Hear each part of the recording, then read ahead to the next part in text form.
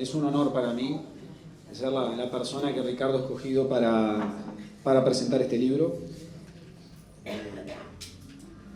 Si muera yo que vivo en España, ¿no? Pero no es lo mismo, es otra cosa. Esto es un testimonio de vida duro y quizá de los más duros que pueda vivir una persona. Un tema de tiempo, me han invitado a presentar un par de libros últimamente, es imposible, no llego. Pero cuando me lo planteó Ricardo no lo dudé un segundo. No sabía el libro de qué tamaño era, de cómo venía la lectura, digo, pero a esta cita no puedo faltar, porque me lo pedía él y porque realmente es un tema que me sensibiliza mucho, que nos llama a todos a la responsabilidad, y es para mí una responsabilidad presentarlo. En los últimos años se ha implementado una especie de modificación terminológica en donde al preso y al recluso se le dice privado de libertad. De privado de libertad se ha simplificado a PPL, privados de libertad. Con algo de jocosidad uno no sabe si está hablando de PPL, SRL, SA, una sociedad anónima, a quién se están refiriendo, pero realmente por momentos molesta porque el maquillar los términos no implica haber cambiado en absoluto la realidad. A los centros carcelarios, a la cárcel, ahora no se le llama así, se le llama centro de rehabilitación. Unidad 13, centro de rehabilitación Las Rosas, ahora directamente se le dice unidad 13. Y yo cuando hable voy a hablar de presos, voy a hablar de reclusos y voy a hablar de cárceles, porque Ricardo lo dice acá en el libro, son cárceles. La rehabilitación es un gran engaño y con los términos quizá nos hacemos trampas al solitario y este libro creo que es la cruda verdad en ese sentido. Es un libro de lectura rápida, realmente atrapa, es muy anecdótico, claro, son vivencias personales. Claro, en esas anécdotas se esconden algunas realidades y otras claramente explícitas que nos interpelan como sociedad porque nos muestran el rostro de lo que no queremos ver, quizá por eso dice al otro lado, nos muestra, yo diría, la cara más cruenta que tenemos, que es el mundo marginal, delictivo, nucleado en una cárcel, y todo lo que es la zona de influencia de la cárcel que no termina dentro de las celdas ni en los patios, sino que sale a la sociedad. Y ahí creo que es el libro, Ricardo, donde más nos interpela. ¿Cuáles son las políticas de rehabilitación? Inexistentes claramente para el autor, habla con propiedad, fueron un largo periodo de reclusión. Y después, ¿qué hacemos con los liberados? ¿Cuál es el comportamiento que tenemos institucionalmente como Estado? ¿Y cuál es el comportamiento que tenemos como sociedad? El libro es fuerte en ese sentido, fuerte. Y Ricardo aquí pega duro. Y le pega todo lo que le pasó cerca en este periodo de reclusión. No hay palabras de elogio para nadie. Es más, hasta yo me llevo una crítica implícita y él por ahí no lo sabe, pero yo presidía el patronato de encarcelados y liberados. Tuvimos 5 años trabajando, una comisión honoraria. He invitado a algunos compañeros que por temas familiares no han podido estar. Y Ricardo lo dice claramente, no sirven para nada los patronatos. Claro, uno hubiera preferido que dijera, bueno, pero los abnegados, voluntarios del patronato. Pero no, o sea, Ricardo acá no viene a hacerle caricias a nadie, viene a enrostrarnos una realidad. Y realmente tenía razón. Nosotros recibíamos 10.000 pesos por mes con la comisión para pagarle los pasajes a los liberados que salían para que se fueran a sus localidades de origen, si es que no eran de aquí, que en realidad lo que hacía era sacarlo de circulación para que rápidamente se fuera de la zona. Y de ahí, si nos quedaba algo, que nunca nos quedaba, teníamos que buscar la forma de complementar con algo de canasta de alimentos, de llevar papel higiénico, jabón, pasta de diente a la cárcel, porque tampoco tenían. y sobre nosotros supuestamente recaía la responsabilidad de reinsertar liberados de la cárcel. Entonces, claro que no tenía mucho sentido, nos interpelábamos todo el tiempo realmente si valía la pena todo ese esfuerzo tan grande que realizábamos. Pero él no es condescendiente con los reclusos tampoco. Sí los presenta como sobrevivientes, porque es una necesidad sobrevivir a la cárcel. Pero habla de personas que son especuladoras, manipuladoras, embusteras, precisamente por esa necesidad de supervivencia.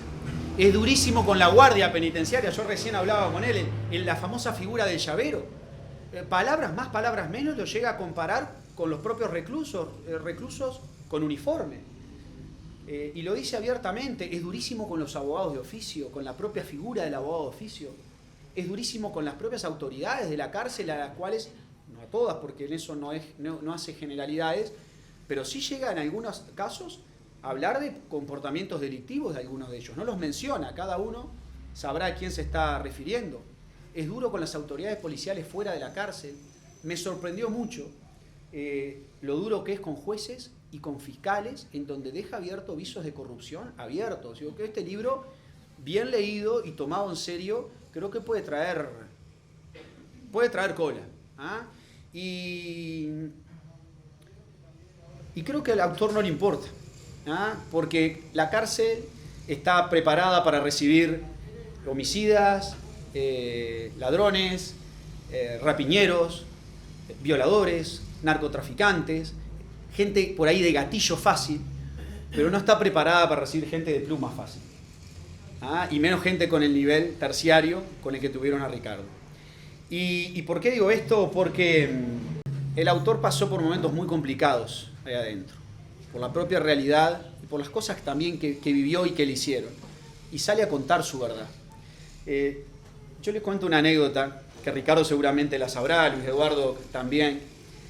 Mi padre me contaba, allá por la etapa final de la dictadura, cuando en la plaza de Maldonado hacían turno para pedir la libertad de Wilson y se iban turnando porque sabían que iban a ir presos, iban a ir cayendo de a uno. A mi padre le tocó también. Y algunos oficiales de policía y también del ejército, del cuartelillo, se envalentonaban y querían salir a prepotear. Y los propios compañeros les decían: muchachos, estamos en transición, bajen la pelota porque los que hoy están protestando ahí en unos meses van a ser los que van a estar mandando. Y con eso calmaron y apaciguaron un poco las aguas, por lo menos en Maldonado. ¿Por qué digo esto? Porque muchas de las personas que a Ricardo lo humillaron en la cárcel, no tomaron en cuenta que había un mañana y que esa persona iba a salir y que iba a escribir sus verdades. Y acá quiero ser muy claro con esto, Ricardo. Hubieron momentos que yo lo vi, además, personalmente, y creo que la anécdota que voy a contar es de fuera de la cárcel, por tanto seguramente la vieron todos, con la famosa, yo diría que espectáculo de circo, que es la revista anual de cárceles, en donde Ricardo fue seleccionado como un posible candidato a obtener la libertad. Él lo cuenta en el libro. Tuvo que atravesar la plaza de Maldonado Esposado, la misma plaza en donde se había criado a pocas cuadras, en calle Florida. Era un espectáculo humillante e innecesario. Pero además, yo recuerdo ver en la televisión que a la hora de mostrar la revista con las autoridades del Poder Judicial, la revista carcelaria, la prensa fue directa a la cara de él, para mostrar quién era. Es decir, le estaban pegando al hombre que estaba caído. A mí eso me dolió y me molestó, me fastidió, porque eso pasó afuera, eso no pasó adentro. Entonces, cuidado, que las cosas que pasan adentro, ese morbo también, muchas veces nosotros lo alimentamos afuera.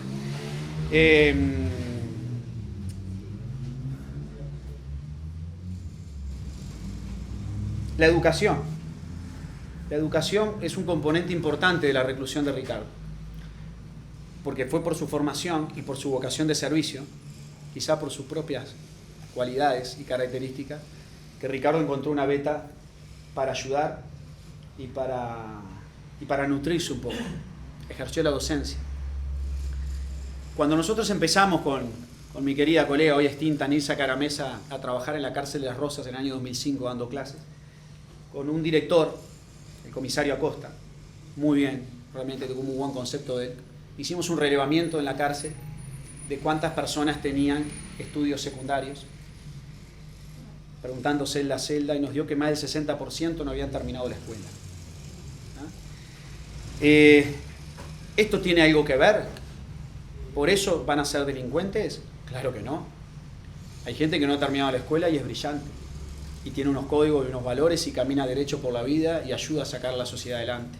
Pero sí que hay una relación directa también entre la falta de educación y el delito. Y Ricardo en ese sentido aportó muchísimo. Sin embargo, la mayoría de los presos no acceden a la educación. Yo he seleccionado una parte para leer, Ricardo, si me permites, que es vinculado, quizá por mi propia formación docente, en un apartado denominado El Patio. Es un espacio muy, muy interesante de interacción. Y dice así: en esa rueda de mate que se arma para intercambiar bromas y transmitir las noticias, alguien comenta. ¿Me escuchan bien en el fondo? ¿Sabías que aquel chico pelirrojo que está sentado allá, en ese rincón, quiere ir a estudiar y no lo dejan? Ya no sabe más qué hacer. Me parece que este terminará mal. El muchacho en cuestión, dice Ricardo, de 26 años, caminaba apresuradamente en círculos alrededor del patio, con la mente concentrada quién sabe en qué cosa. Lucía completamente ido y contracturado. Su historia es la de muchos, adicto a la droga. Estuvo internado en una institución de rehabilitación de adictos. Luego de un tratamiento salió a buscar trabajo. Logró conseguirlo, pero pronto quedó cesante. Y esa situación le provocó una gran angustia y pérdida de confianza en sí mismo. Tuvo un periodo de crisis y salió a delinquir para conseguir con qué pagar más drogas y alimentarse. El chico había cursado hasta segundo año de liceo. Se había escapado de su casa a los 16 años y vivía solo, recorriendo pensiones sin contención familiar. Cuando le enviaron a la cárcel, intentó retomar los estudios porque no quería terminar mal. Pero tuvo tantos obstáculos imprevistos que comenzó a desesperarse. Todas las puertas se le cerraban. Al quedar atrapado en una espiral depresiva, se alertó a los responsables de las áreas educativas, que sin embargo nada hicieron al respecto. El muchacho terminaría su vida días después ahorcado en su celda.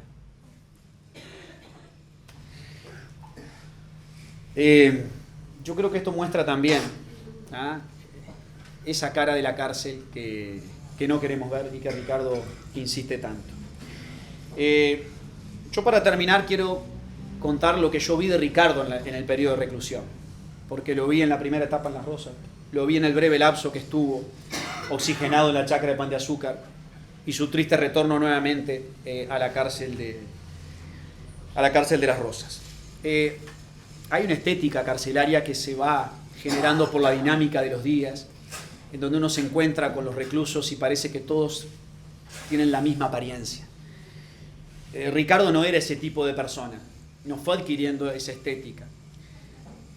Pero sí vi, Ricardo, te tengo que ser totalmente sincero, vi un profundo deterioro en él, en su aspecto físico.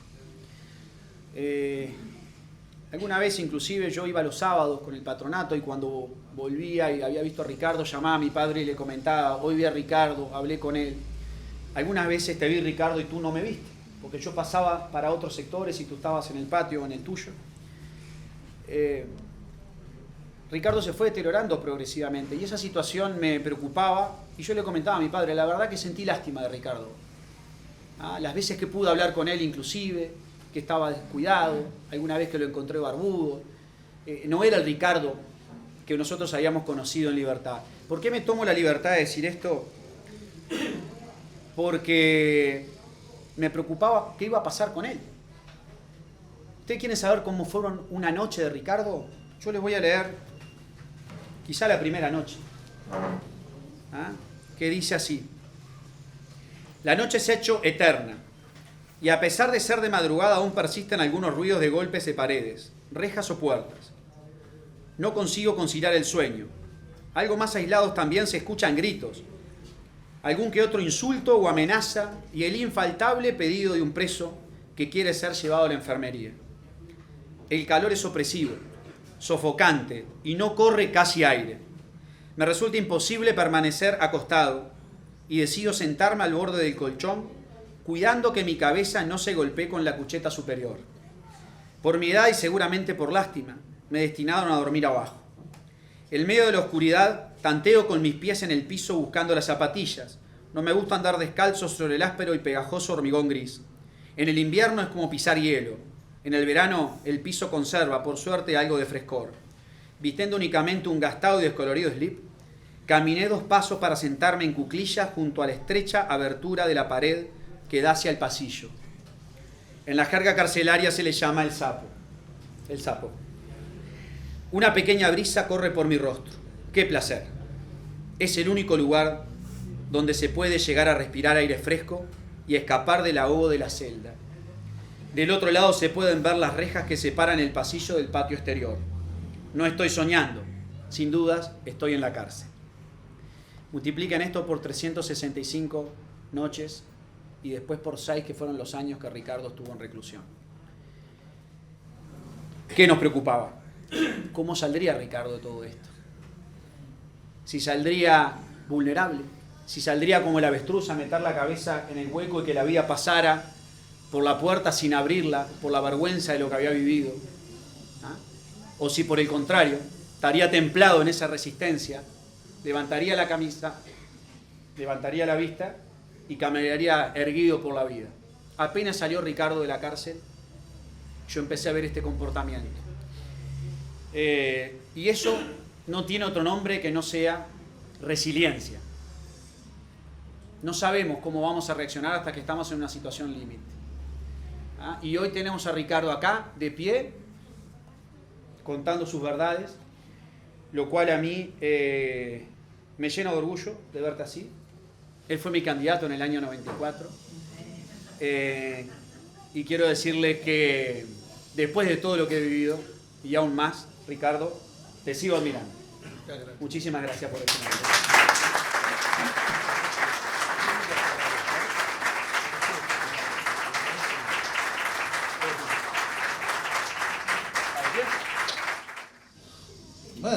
Votó por mí en el 94 y eras tremendo alcalde, tremendo ciudadano, un muchacho que lo vimos crecer y que nos sentimos orgullosos de su formación y de su conocimiento.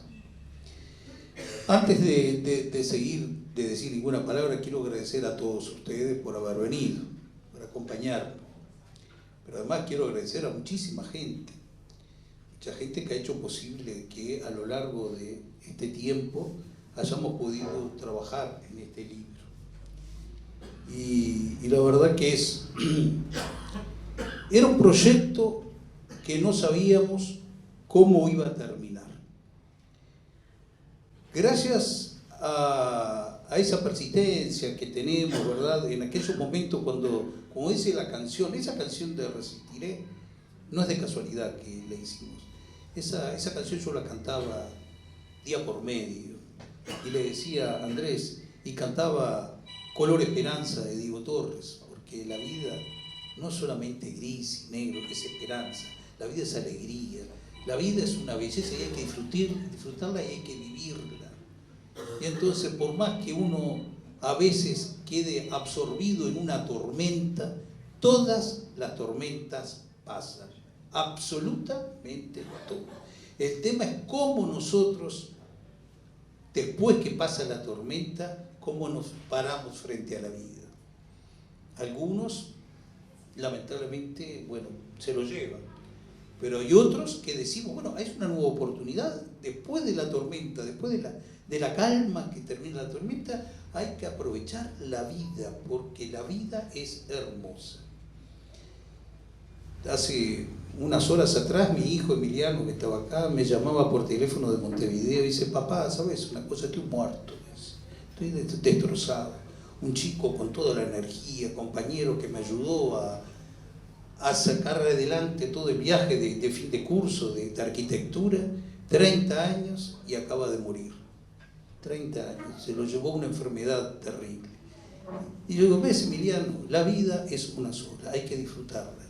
Y cuando el tren que nosotros tomamos marcha, hay que marchar. No se puede dejar pasar el tren. Hay que disfrutar la vida porque no sabemos lo que nos va a esperar después. Y hay que disfrutarlo mientras estamos sanos y estamos fuertes. Esta experiencia de falta de libertad, o como bien decía Andrés, hay que decirle las cosas, el estar preso, lleva también a que uno reflexione muchas cosas. Y a mí me parecía que era momento de hacer una radiografía de qué es lo que pasa del otro lado. Vamos por ruta 39, en el caso cuando pasamos por ruta 39 miramos para la derecha si vamos a San Carlos, miramos para la izquierda si venimos a Maldonado, para tratar de no saber que está la cárcel ahí. Pero además decimos una cosa muy sencilla: ahí están todos los chorros, ahí están todos los malos, a mí nunca me va a tocar. Porque es lo que pensamos todos, es natural. Todos los que estamos acá pensamos que jamás nos va a pasar. No, porque eso es para los malos de la película. Y sin embargo, terminamos esto acá, quiera ser que no, llegamos a la esquina, hay un choque, se produce un lesionado y la persona que produjo la lesión termina en la cárcel. Y entonces, o fue a la feria del domingo, ¿viste? Alcalde, hay que cuidar la feria, las cosas que se venden en la feria, ¿verdad? Vamos a la feria, compramos un artículo y resulta que era robado. Se comprueba que era robado. La persona que compró ese artículo va preso por receptación. Doctor Piacenti, ¿no es así? ¿Cuántos clientes tendrá usted? Y esos ejemplos son de todos los días. Hay muchas circunstancias por las cuales la gente puede llegar a perder la libertad. Y en la cárcel están no solamente los delincuentes, no, hay gente que circunstancialmente y por muchas situaciones deben de cumplir una pena, porque, gracias a Dios, en este país prima la ley y quien comete una irregularidad, un delito, bueno, es castigado. A veces se le pasa la mano a las justicias y es un poco injusto, pero lo correcto es que quien comete una ilegalidad, bueno, la pague. Pero una cosa es pagar una penitencia y otra cosa es entrar a una sala de torturas y que te torturen, no solamente a ti, sino que a toda tu familia. Porque la persona que está privada de libertad tiene a su familia también privada de libertad y privada de recursos, privada de posibilidades. Entonces, son cosas que no se toman en cuenta. Tampoco es posible que en un lugar que son para 270, 300 personas, hayan 600 personas metidas, amontonadas en lugares inhumanos. Eso no existe. Existe en las películas que nosotros veíamos, ¿verdad? De la Segunda Guerra Mundial, los campos de concentración, aquellos nazis que decíamos son los alemanes. No, acá nomás, a pocos kilómetros. Y una cosa que a mí me sorprendió, digo, tengo que escribir un libro porque no puede ser. Los chicos no superan los 23, 24 años, la mayoría de los chicos, el 70% de los que están presos, no superan esa edad. Son los muchachos de acá, son los muchachos, no es por nada, que me disculpen, son los que están ahí en la esquina, en los semáforos, son los que están en la otra esquina de allá, son los que están escondiditos de allá, algunos de esos se están drogando, otros fueron a hacer una picardía, son los que están acá a la vuelta, acá en el centro, todos esos están allá también. Y esos muchachos, muchos de ellos analfabetos, de no saber escribir siquiera su nombre. Usted me dirá, ¿no es posible? Sí, es posible. No sabían escribir su nombre. Entonces, en una tarea hermosa que me tocó vivir, iba a venir Verónica, la maestra acá, y vino, que lamentablemente no vino, pero y les enseñamos a escribir su nombre porque además no podían leer un cartel que dijera prohibido entrar. No saben leerlo. Y si a esos muchachos, algunos, los que quieran realmente reencaminar su vida, dice, si me consiguen un trabajo acá de mensajería, acá en la pizzería esta, me dan el papelito y me dicen que tengo que ir a la calle San Martín 724, y yo dice, yo no sé qué dice acá, si no puedo leer, no sé lo que dice San Martín, no sé leer, ni para mensajero. Esa es la realidad de nuestro Uruguay, esa es la realidad de nuestro Maldonado, esa es la realidad de ese lugar. Es un tema profundo, ¿verdad? Es un problema de que la sociedad uruguaya tiene que pensar a dónde queremos llegar, si aquel tal mensaje que nos repitieron de jovencitos, educar, educar, educar, en Uruguay no existen los analfabetos eran la gente bruta que vivía en medio del campo, que no tenían acceso a los lugares de información. No, eso no es cierto. Se puede acceder a los centros educativos, algunos no acceden porque no quieren, otros porque no tienen posibilidades y otros porque su contexto social pequeño se lo impide y no se lo permite. Entonces, esa es un drama que está ahí a la vuelta de la esquina. Y a mí me preocupó mucho esa situación. Digo, pues tenemos que de alguna forma recogerlo en un libro y hacer una radiografía. Porque ni unos son buenos y otros son malos. Hay gente que elige el camino del delito y van a terminar como terminan aquellos que eligen el camino del delito. Pero hay otros que no, hay otros que tienen derecho a retomar. Y como decía recién Andrés, el individuo que está por terminar su prisión y delante de él no hay nada posible. No ve ningún futuro porque no sabe dónde va a trabajar, no tiene ingresos, no tiene posibilidad de conseguirlo, tiene 3 gurises chicos que tiene que alimentar y cuando llega el momento de libertad lo dejan en la puerta y dice, bueno, andate como puedas. Se va a su casa y la patrona le dice, bueno viejo, ya tuviste 2 años preso, loco, ahora hay que mantener a las criaturas, salí a laburar. El tipo sale a laburar, no consigue trabajo, ¿y qué va a hacer? A ver, pregúntenme ustedes, ¿qué van a hacer? Y va a robar. Porque la comida hay que llevarla a la casa, a los chicos hay que alimentarlos. Y el Estado, la sociedad, ¿qué hace para impedir? En primer lugar, cuando ingresan a los establecimientos estos que son depósitos humanos, no son cárceles, son depósitos humanos, a la espera de que un día venga la orden del juez para liberarlos. Cuando llegan a esos depósitos humanos, van todos juntos, porque un psicólogo había en la cárcel, un psicólogo, en algún momento hubieron 3, un solo psicólogo. Y últimamente, temo equivocarme, pero me habían dicho que era el director, además que era el psicólogo, fue transferido ahora a Rocha, así que no hay nada. Lo que hay es buena voluntad. Entonces, yo a veces repito algunas anécdotas, pero para mí fueron imágenes muy duras, ¿verdad?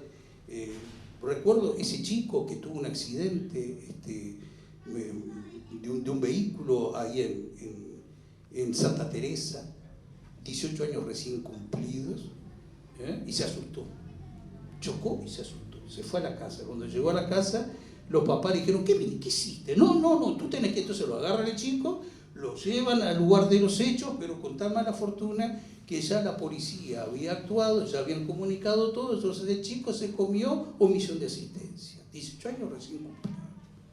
¿Qué hijo de nosotros no se asusta? No sabemos cómo vamos a reaccionar en esas circunstancias. No significa que seas un delincuente, se asustó. Y ese chico se comió la cárcel y fue a parar con un narco y con un homicidio. ¿Ya? Y el chico todas las noches estaba cerca y yo le escuchaba llorar, papá, mamá, decía papá y lloraba, papá, mamá. Los papás que venían a visitarlo eran objetos de malos tratos, de manoseos, de esas cosas espantosas que le hacen a la visita cuando van a llevar cosas a los detenidos y algunos de esos.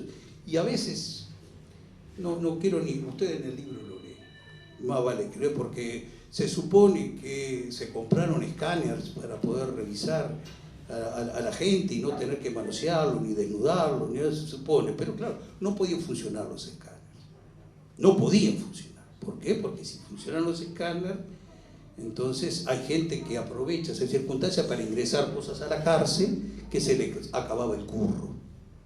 Porque el curro era ese. Porque las cosas ingresan a la cárcel porque el personal de la cárcel permite que ingresen y algunos de ellos están asociados. Entonces, ese chico, su familia, como yo digo, estaba preso el chico, la familia, el padre, la madre, la novia, la abuela que lloraba. Entonces, es todo un entorno. Y ese entorno que va enojando a la sociedad. Entonces, cuando nosotros nos preguntamos por qué esa violencia con que se cometen las rapiñas, por qué esa violencia en algunos lugares, es porque hay un enojo que ha ido aumentando y se ha ido alimentando contra la sociedad. Están enojados. Es una sociedad enojada, porque ni les brinda soluciones y tampoco los atiende. Entonces, esa gente cada vez está más enojada y cada vez son más. ¿Cómo se soluciona? Si no hay plata. La primera cosa que te dicen, en Uruguay no hay plata. No, mentira, plata. Y sobre todo cuando se trata de curar un cáncer como es este. Acá, que me disculpen, pero yo creo que hay dos tipos de cáncer muy duros que tiene la sociedad uruguaya. Uno es el caso justamente de las cárceles y la delincuencia, y el otro es el tema de la droga, ¿verdad? Esos papás que a cada rato viene y me dice, Ricardo, decime, ¿dónde puedo internar a mi hija que está durmiendo en la calle al lado de un contenedor y no logro, y está en situación de calle y no tengo un lugar donde internarla porque me cobran un disparate y además no la admiten y no hay del estudio? Entonces hay dos temas grandes, graves que tiene la sociedad, que son la delincuencia y la droga. Y son temas que el poder político, el sistema político no lo ha tomado en cuenta, ¿no? A veces es preferible en ver si Moravito se escapó o no se escapó, si el otro que salió de la cárcel de Colonia o no sé dónde y volvió enseguida. Es preferible discutir ese tema, pero el tema de fondo nadie pone el cascabel al gato, y el dinero no aparece, pero gastamos en otras cosas. Entonces, mientras estos temas no se resuelvan, nosotros vamos a tener una sociedad cada vez más violenta. Y eso es un poco el objeto de este libro, de exponer esta situación, que el fondo del asunto no lo tocamos. Si yo sigo conversando esto, ustedes no me compran el libro, no me lo van a leer y yo pierdo plata. Porque es un libro que fue hecho con gran esfuerzo, porque lo hicimos a costo personal, lo hicimos sin editorial, con la idea, pero la verdad que nos ha dado muchas satisfacciones porque mucha gente lo ha adquirido y algunos me llaman llorando, dicen, no sabes, ay Ricardo, qué cosa, no podía creer. Bueno, me pasó una cosa insólita. Me lo compraron en el norte del país, lo recibieron y los 3 días me llamó un ex jerarca de la cárcel a decirme, Ricardo, solamente te llamo para decirte que me disculpes, que te pido perdón. Después que leyó el libro me pidió perdón.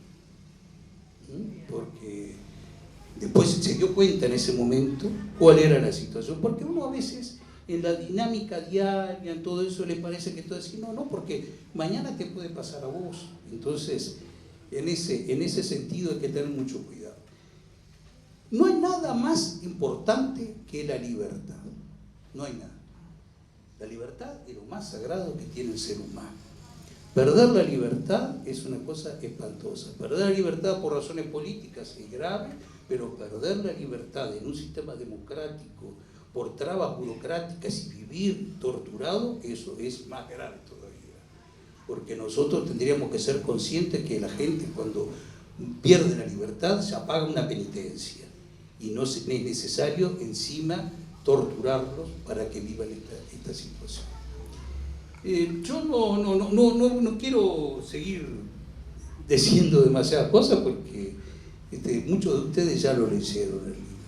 Sí les digo que todas las tormentas pasan, todas. Yo recuerdo un gran amigo que me decía, me iba a visitar allá a aquel lugar, y me decía, Ricardo, yo perdí a mi padre y a mi madre, que son las cosas que más quería. Y ahora paso frente al cementerio y ni me acuerdo que están allá, porque el ser humano tiene una capacidad de sobrevivir, una capacidad de reinventarse, de salir adelante, de olvidar las cosas malas. Tenemos la capacidad de acordarnos de lo bueno. Lo malo nos queda como anécdota, pero las cosas que nos parecen imposibles que lo vayamos a olvidar y que nos tienen mortificados, también se olvidan. perder la mamá, perder el papá, también se olvida.